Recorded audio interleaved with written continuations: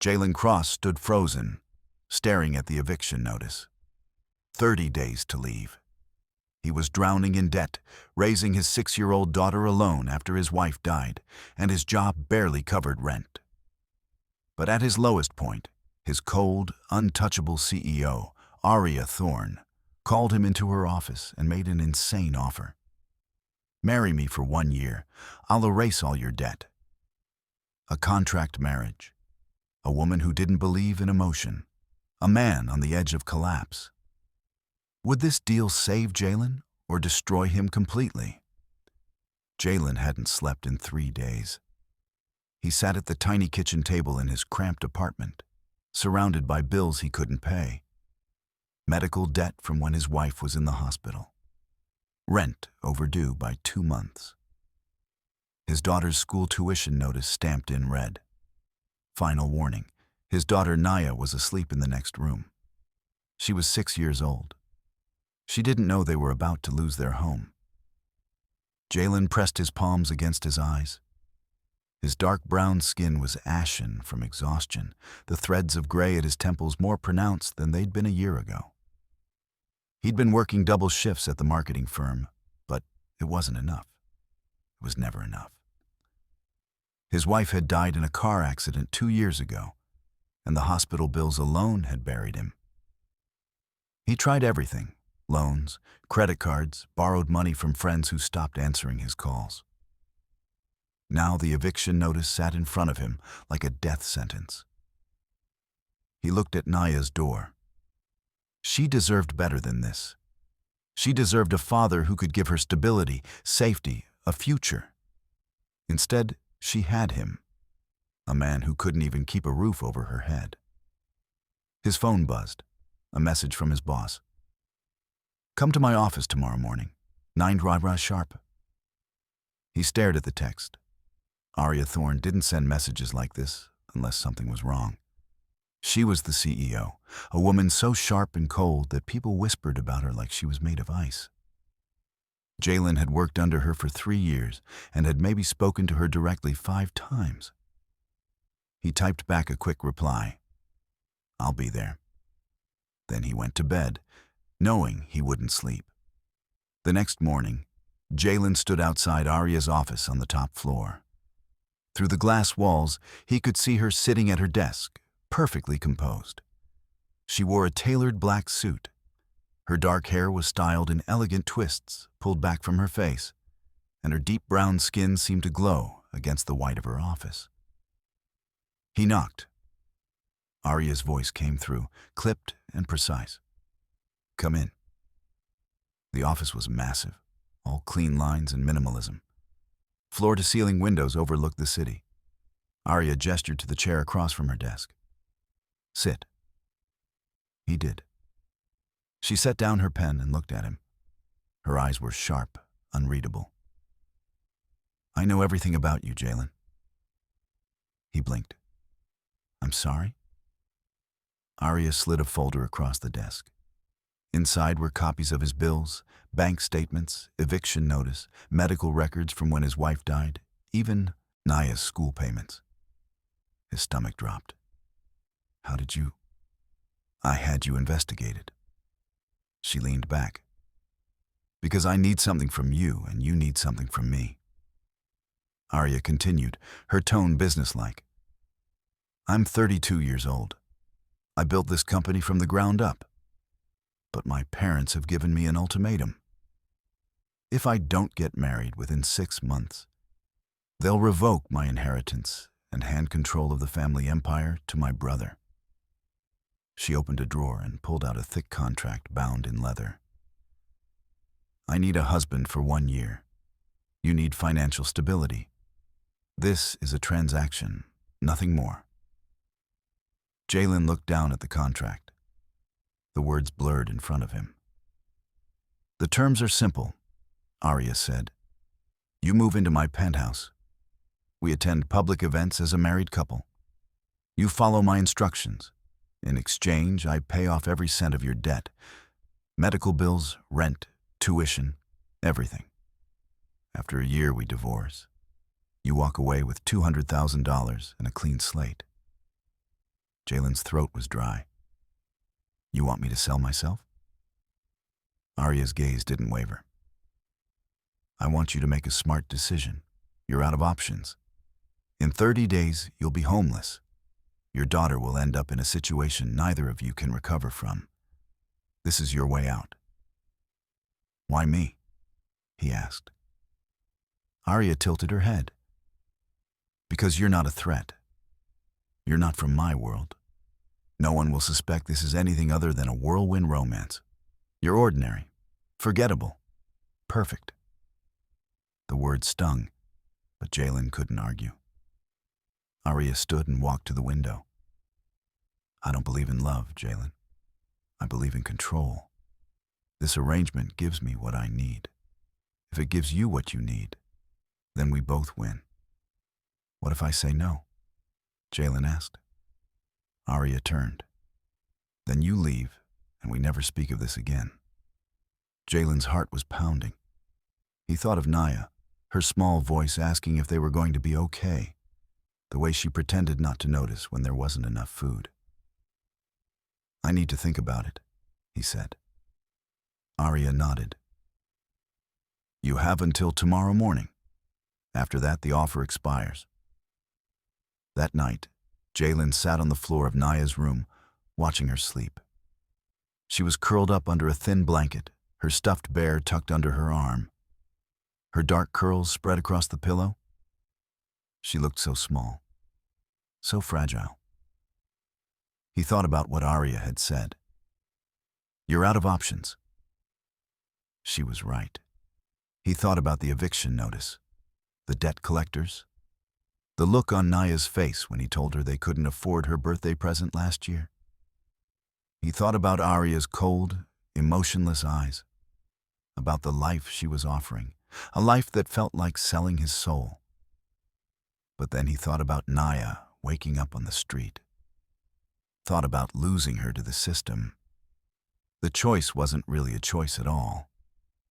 The next morning, Jalen walked back into Aria's office. He didn't say anything. He just picked up the pen and signed the contract. Aria watched him, her expression unchanged. When he was done, she filed it away. Pack your things, she said. You move in tonight. She handed him a sleek black credit card. Use this for anything you need. Clothes, transportation. You'll need to look the part. As he turned to leave, Aria spoke one last time. Welcome to your new life, Jalen. The penthouse was cold, not in temperature but in feeling. Everything was white or gray or black. Sharp edges, clean surfaces, no photographs, no clutter. It looked like a showroom, not a home. Aria stood by the floor-to-ceiling windows, watching the city below. She didn't turn when Jalen stepped inside with his single suitcase. Your room is down the hall. Second door on the left. Don't touch anything in my office. Don't go into my bedroom. I work late. Jalen carried his suitcase to the room. It was larger than his entire apartment had been. He sat on the edge of the bed and stared at the wall. Naya was gone. He'd driven her to his cousin's place 2 hours away that morning. She'd cried when he left. He'd told her it was temporary, that he was figuring things out. She'd nodded, but her eyes had been full of questions he couldn't answer. The first week was awkward. Aria left before sunrise and came home after midnight. They barely spoke. Jalen spent his days at work and his evenings wandering the penthouse like a ghost. He tried calling Naya every night. His cousin said she was adjusting. Jalen wasn't sure he believed it. On the 8th day, Aria came home earlier than usual, only 10 o'clock. Jalen was in the kitchen making a sandwich. When she walked in, she looked exhausted. Her suit jacket was draped over her arm, her twists slightly disheveled. You cook? She asked. Jalen shrugged. Not really, just sandwiches. Aria opened the refrigerator and pulled out a bottle of water. There's soup in the cabinet, Jalen said. If you're hungry. She stared at him. I didn't ask you to cook for me.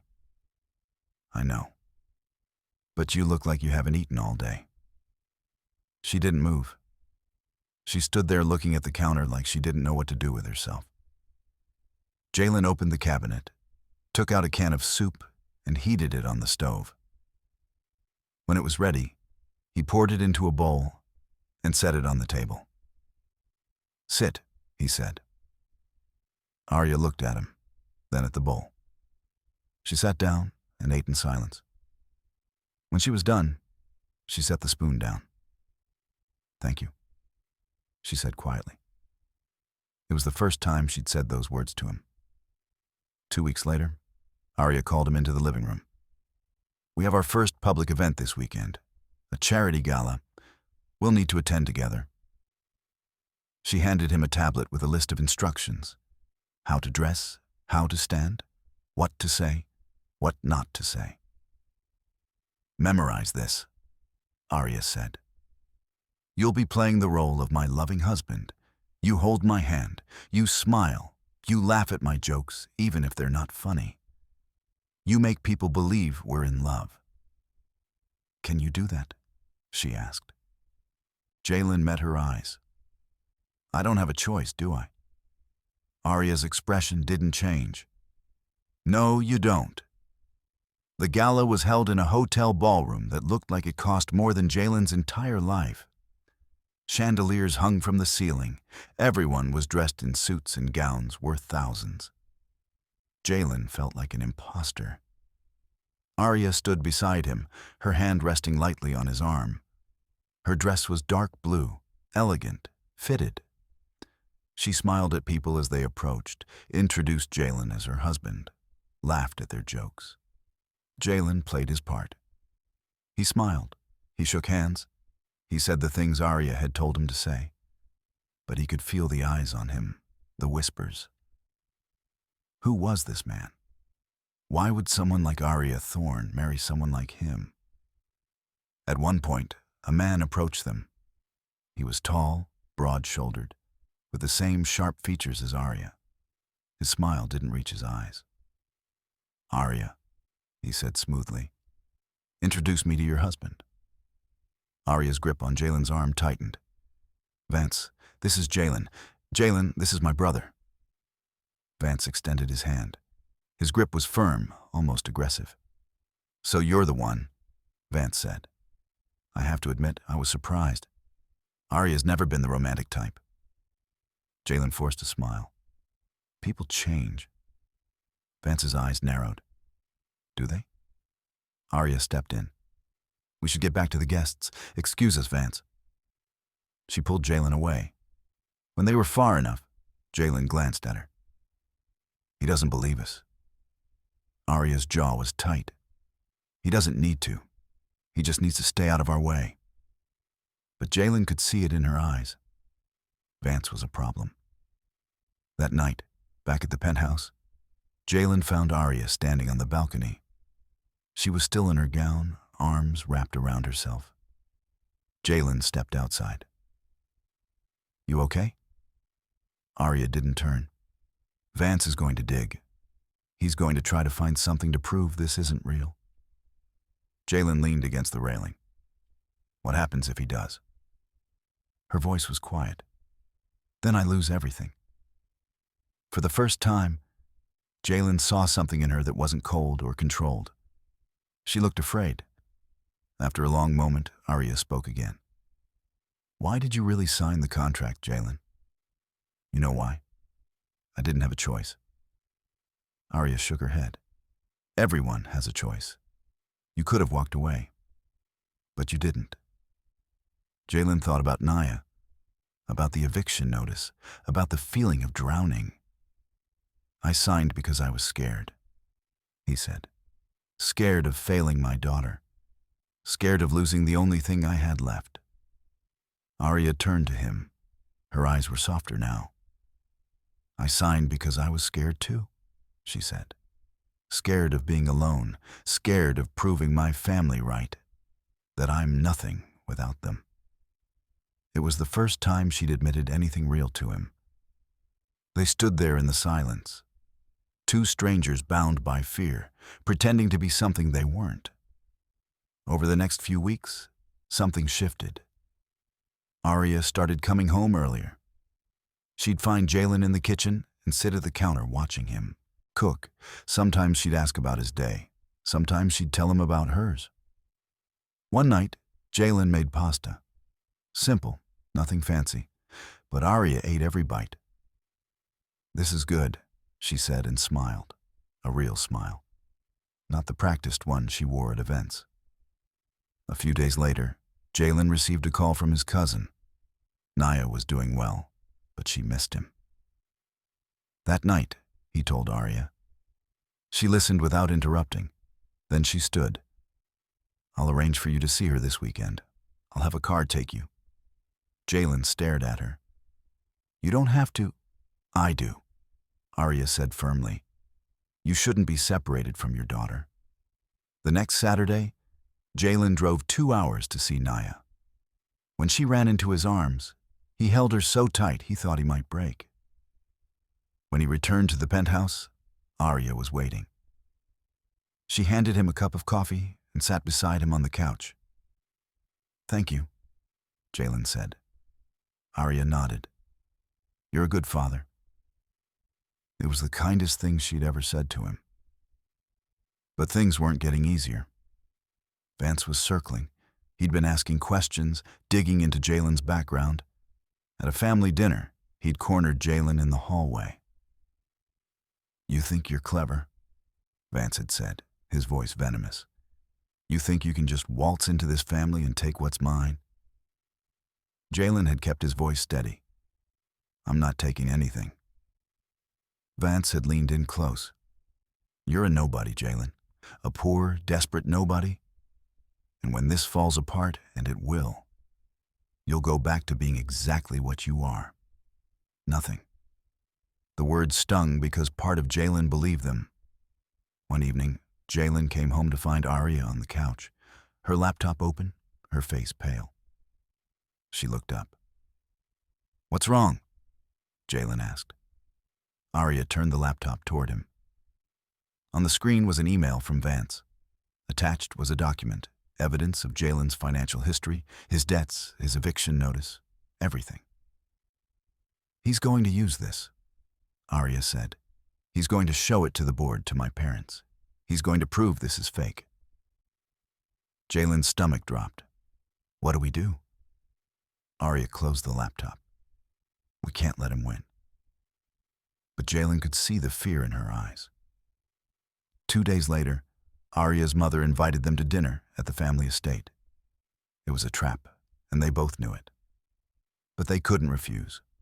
The house was massive, cold, intimidating.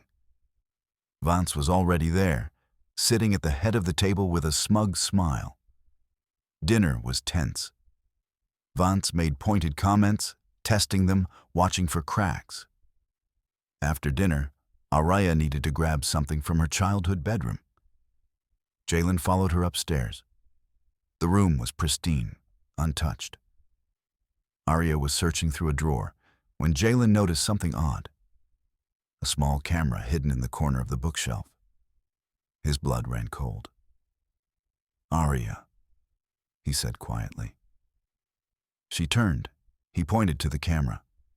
Her eyes went wide. "Vance." Jalen's thoughts were racing. If Vance was watching, if he saw them acting distant or cold, he'd have the proof he needed. Without thinking, Jalen moved. He crossed the room, pulled Aria into his arms, and kissed her. For a split second, Aria froze. Then she kissed him back. It wasn't part of the plan. It wasn't fake. It was real. When they finally pulled apart, Jalen reached up and switched off the light, plunging the room into darkness. They stood there breathing hard, neither speaking. Aria's voice was barely a whisper. "Jalen?" But he didn't let her finish. He pulled her close again, his forehead resting against hers. "I know," he said. And he did. Because somewhere along the way, This had stopped being an arrangement. It had become something else. That night, back at the penthouse, neither of them spoke about what had happened. Aria went to her room. Jalen went to his, but he couldn't sleep. He lay in bed staring at the ceiling, thinking about the kiss, about the way his heart had raced. He was in love with her. The realization hit him like a punch to the gut. He was in love with a woman who'd hired him to play a role, a woman who didn't believe in love, and he had no idea what to do about it. The next morning, Aria was different. She came out earlier than usual, but didn't look at him. She made coffee, her movements stiff and mechanical. "We need to talk about last night," Jalen said. Aria shook her head. "There's nothing to talk about. We did what we had to do, that's all." But her voice wavered. Jalen stepped closer. "Aria, She held up a hand. "Don't, please." Her eyes were pleading, vulnerable in a way he'd never seen. Jalen backed off, but he knew the truth. She felt it too. She was just too scared to admit it.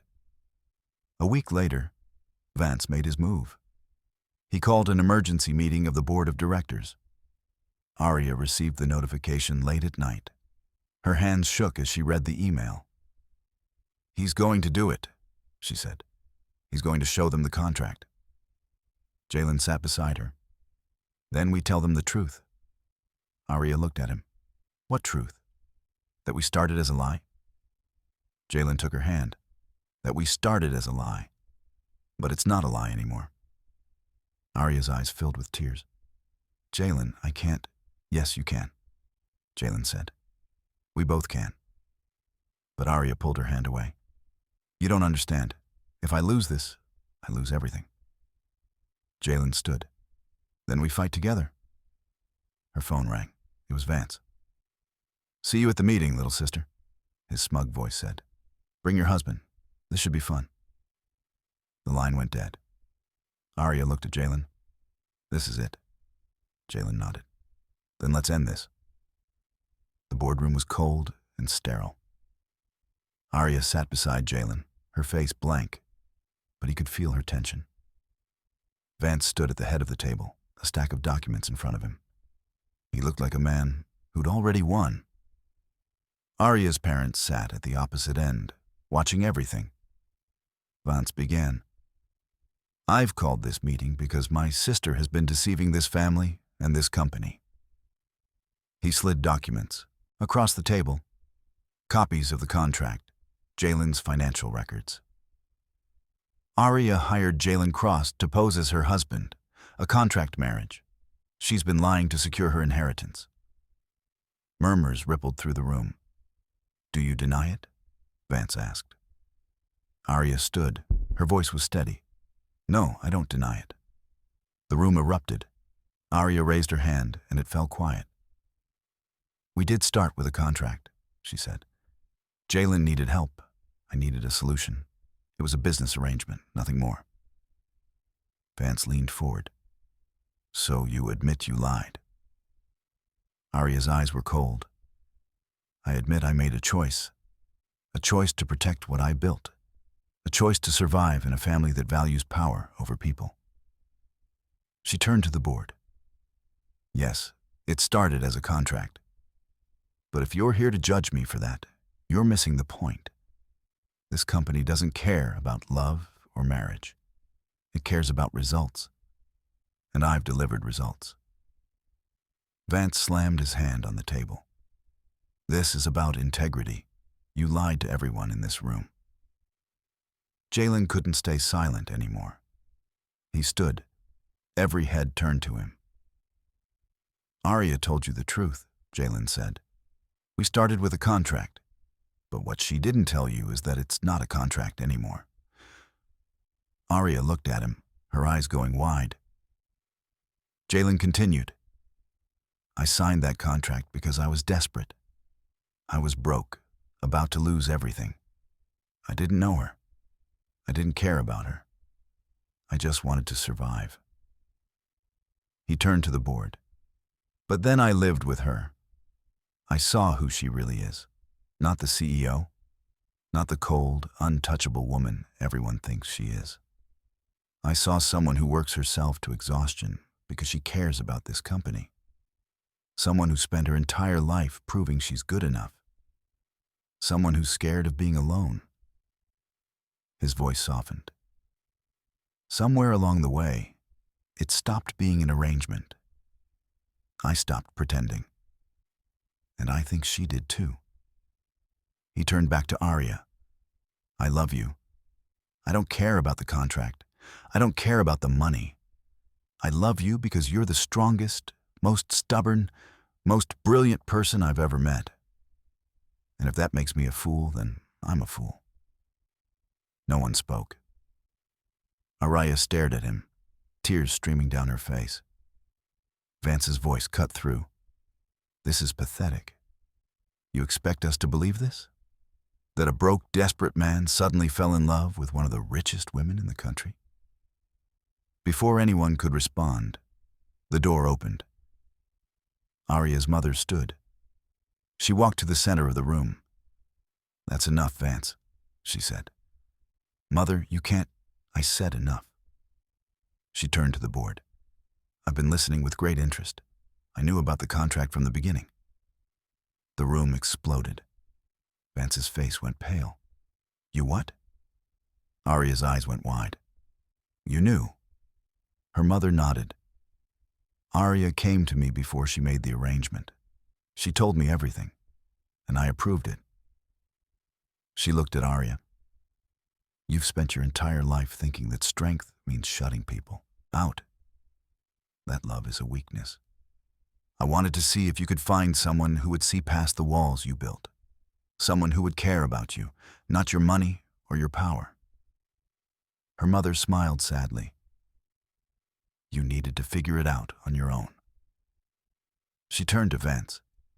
As for you, you've spent years trying to undermine your sister. You've manipulated, schemed, and lied. As of today, you are removed from the board. Your shares will be transferred to Aria. Vance stood, his chair scraping loudly. You can't do this. Aria's father spoke, calm but firm. She can, and I support her decision. Vance grabbed his briefcase and stormed out. Aria's mother turned to her daughter.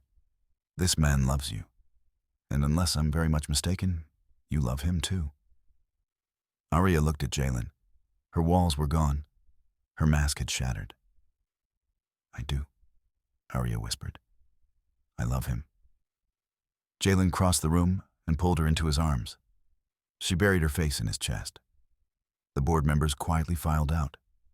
When the door closed, it was just the two of them. Aria pulled back, wiping her eyes. I'm sorry. I thought I could control this, but I couldn't. I fell in love with you, and it terrified me. Jalen cupped her face in his hands.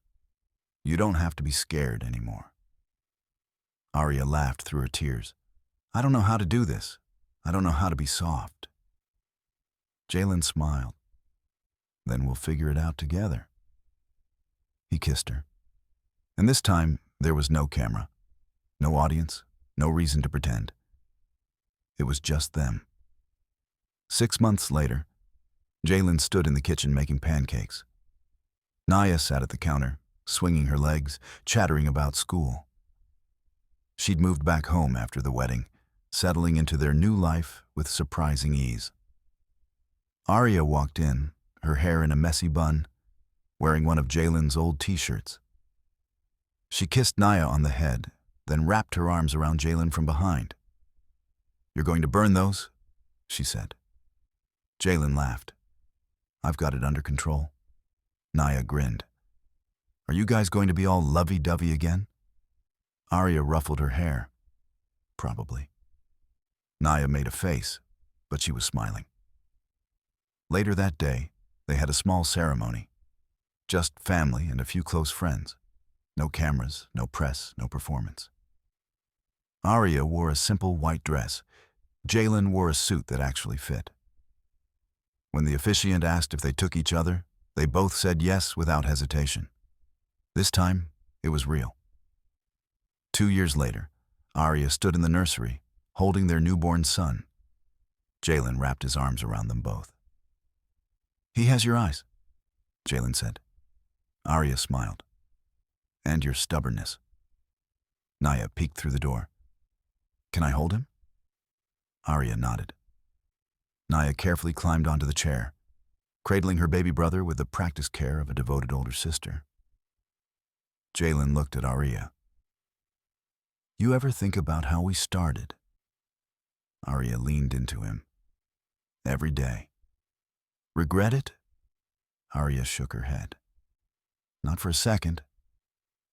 5 years later, on a quiet evening, Aria and Jalen sat on the couch while their 2 children played on the floor.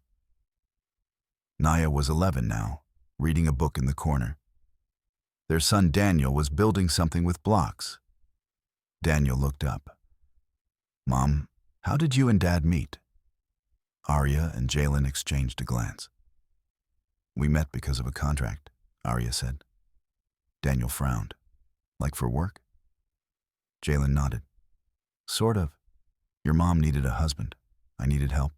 So we made a deal." Naya rolled her eyes. "This story again." Daniel's eyes went wide.